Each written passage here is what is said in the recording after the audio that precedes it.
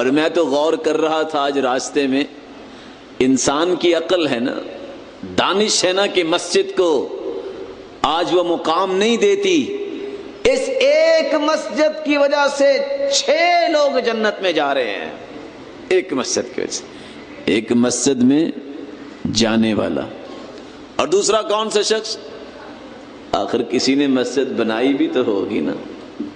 من بنا مسجدا بنا اللہ لہ بیتا فی الجنہ.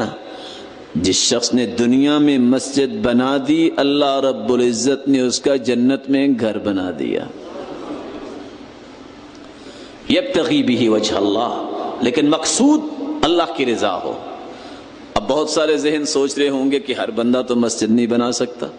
وہاں اللہ رب العزت نے اپنے پیغمبر سے ایک اور بات کہلوا دی، من بنا مسجدا صغیرا او کبیرا. کوئی جامع مسجد نہیں بنا سکتا، چھوٹی مسجد بھی بنا دے، اللہ جنت میں اس کا بھی گھر بنا دیں گے. بہت سارے ساتھی خوش ہو گئے ہوں گے کہ چلو چھوٹی کی بھی جنت میں جگہ مل گئی، تو جو چھوٹی مسجد بھی نہیں بنا سکتے وہ کیا کریں؟